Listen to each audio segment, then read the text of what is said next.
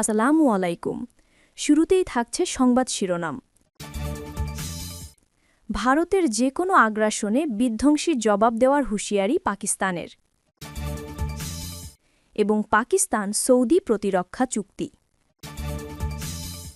শুনছিলেন সংবাদ শিরোনাম, এখন বিস্তারিত। তার আগে আমাদের চ্যানেলটি সাবস্ক্রাইব করে রাখুন যাতে সবার আগে আপডেট খবর আপনার কাছে পৌঁছে যায়।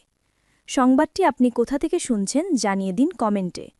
চলুন বিস্তারিত জেনে নেই। ভারতের কোনো ধরনের সামরিক আগ্রাসন হলে দ্রুত ও বিধ্বংসী প্রতিক্রিয়া জানানো হবে, এমন কড়া হুঁশিয়ারি দিয়েছে পাকিস্তান সেনাবাহিনী। বুধবার ৮ অক্টোবর জেনারেল সদর দপ্তরে অনুষ্ঠিত ২৭২তম কর্পস কমান্ডার্স কনফারেন্সে এই সতর্কবার্তা দেওয়া হয়। সভায় সভাপতিত্ব করেন সেনাপতি ফিল্ড মার্শাল আসিম মুনির। পাকিস্তানের আন্তঃবাহিনী জনসংযোগ পরিদপ্তর আইএসপিআর একটি বিবৃতিতে জানায়, সম্মেলনে ভারতের রাজনৈতিক ও সামরিক নেতৃত্বের দায়িত্বহীন ও উস্কানিমূলক মন্তব্যে গভীর উদ্বেগ প্রকাশ করা হয়। বিবৃতিতে বলা হয়, এসব বক্তব্য রাজনৈতিক ফায়দা লুটার উদ্দেশ্যে যুদ্ধোন্মাদা উস্কে দেওয়ার ধারাবাহিক প্রচেষ্টা।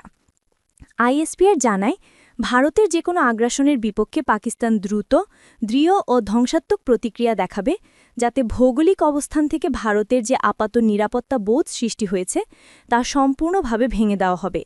যে কোনো কল্পিত নতুন নরম্যালিটির জবাবে পাকিস্তান তৈরি করবে নতুন বাস্তবতা, দ্রুত প্রতিশোধমূলক প্রতিক্রিয়ায়। সভায় চলমান সন্ত্রাসবিরোধী অভিযান, জাতীয় নিরাপত্তা পরিস্থিতি এবং সেনাবাহিনীর সামগ্রিক প্রস্তুতি পর্যালোচনা করা হয়। অংশগ্রহণকারীরা ভারত সমর্থিত সন্ত্রাস গোষ্ঠী যেমন ফিতনা আল খারিজ ও ফিতনা আল হিন্দুস্তান নির্মূলের অঙ্গীকার পুনর্ব্যক্ত করেন। বিবৃতিতে বলা হয়, রাজনৈতিক মদতপুষ্ট সন্ত্রাস ও অপরাধ চক্রের যে বিদ্যমান যোগাসুক রাষ্ট্র ও জনগণের নিরাপত্তাকে ক্ষতিগ্রস্ত করছে তা আর চলতে দেওয়া হবে না, যে পরিস্থিতি আসুক না কেন। এই মন্তব্যগুলো এসেছে এমন এক সময় যখন ভারতের সামরিক কর্মকর্তারা সম্প্রতি মাসগুলিতে পাকিস্তান বিরোধী মন্তব্য বাড়িয়েছেন। গত ৩ অক্টোবর ভারতীয় বিমান বাহিনী প্রধান অমরপ্রীত সিং দাবি করেন, মে মাসের ৪ দিনের সশস্ত্র সংঘাতে ভারত পাকিস্তানের ৫টি যুদ্ধবিমান F-16 ও JF-17 ধ্বংস করেছে, তবে তিনি এর কোনো প্রমাণ দেননি।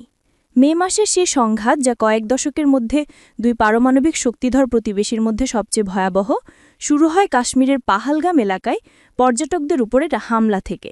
ভারত দাবি করে এই হামলার পেছনে ছিল পাকিস্তান সমর্থিত জঙ্গি গোষ্ঠী।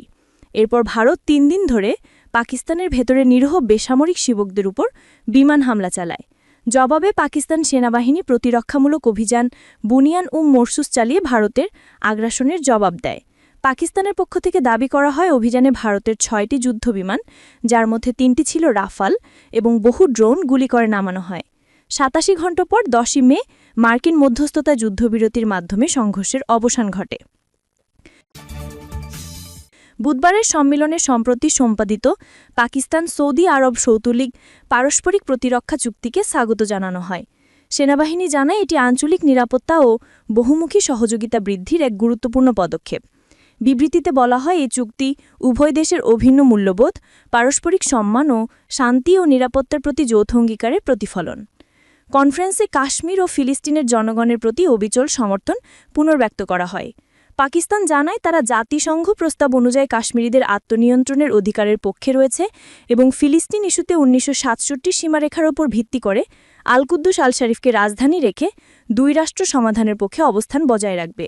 গাজায় তাৎক্ষণিক অস্ত্রবিরতি ও মানবিক সাহায্য পৌঁছানোর আহ্বান জানিয়ে সম্মেলনে ফিলিস্তিনিদের ন্যায্য অধিকারের প্রতি পাকিস্তানের অঙ্গীকারও পুনর্ব্যক্ত করা হয়। শেষ বক্তব্যে সেনাপতি আসিম মুনির সৈন্যদের ধৈর্য, উদ্ভাবনী ক্ষমতা ও শৃঙ্খলার প্রশংসা করেন এবং যে কোনো প্রচলিত বা হাইব্রিড হুমকির মোকাবেলার সর্বোচ্চ প্রস্তুতি ধরে রাখার নির্দেশ দেন।